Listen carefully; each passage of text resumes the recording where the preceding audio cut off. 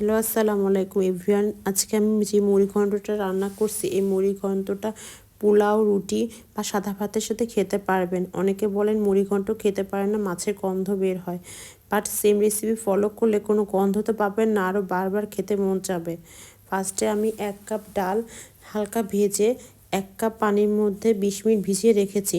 দেন কিছু পেঁয়াজ আমি হালকা ভেজে নিচ্ছি এবং গরম মশলার গুঁড়া ও তেজপাতার সাথে ভেজে নেব।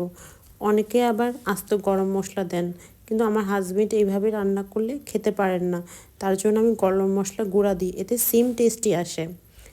দেন আমি কিছু পেঁয়াজ উঠিয়ে রাখছি লাস্টে পরিবেশনের জন্য। ওই তেলের মধ্যে 4 টেবিল চামচ পেঁয়াজ বাটা, 3 টেবিল চামচ রসুন বাটা ও 1 টেবিল চামচ আদা বাটা দিচ্ছি। দিয়ে অল্প পরিমাণে পানি দিব এবং ভালোভাবে কষিয়ে নিব। এই মশলাটা আজকে আমি 2 বার কষাবো। দেন আমি লবণ, হলুদ, জিরা, ধনের গুঁড়া এবং বেশি করে শুকনো ঝালের গুঁড়া দিচ্ছি। দিয়ে ভালোভাবে কষাবো অল্প পরিমাণে পানি দিয়ে।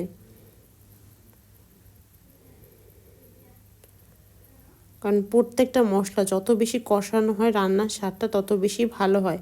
এবং মাছের মাথাগুলো আমি কিছুক্ষণ 20 মিনিটের মতন আর কি ভিনেগার দিয়ে মাখিয়ে রেখে ভালোভাবে ধুয়ে নিয়েছি। দেন মাছের মাথাগুলো দিয়ে দিচ্ছি।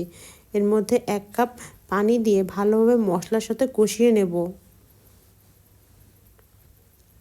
দেন ভিজিয়ে রাখা ডালগুলো ভালোভাবে ধুয়ে ডালগুলো দিয়ে দিচ্ছি এবং 2 মিনিটের মতন সব কিছু একসাথে ভালোভাবে কষিয়ে নিব।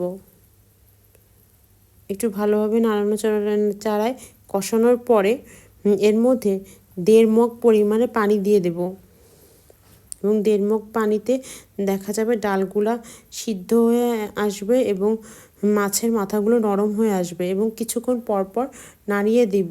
দেখতে হবে যে যাতে তলায় লেগে না যায়।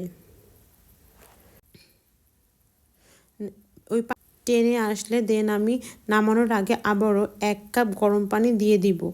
এর মধ্যে আমি বেশ খানিকটা কুচি করে রাখা ধনেপাতা দিয়ে দিচ্ছি।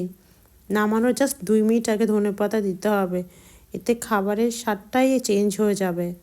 দেন দিয়ে দিব কিছু গরম মশলার গুঁড়া ও ভাজা জিরার গুঁড়া দিয়ে ভালো করে সব কিছু নাড়িয়ে নিতে হবে এবং দিচ্ছি কিছু কাঁচা ঝাল ফালি করে কাটা দিয়ে ভালোভাবে নাড়িয়ে নামিয়ে নিতে হবে। ব্যাস হয়ে গেল মজাদার মুড়ি ঘন্ট। এভাবে সেম রেসিপি ফলো করে দেখবেন, অনেক বেশি মজার হবে।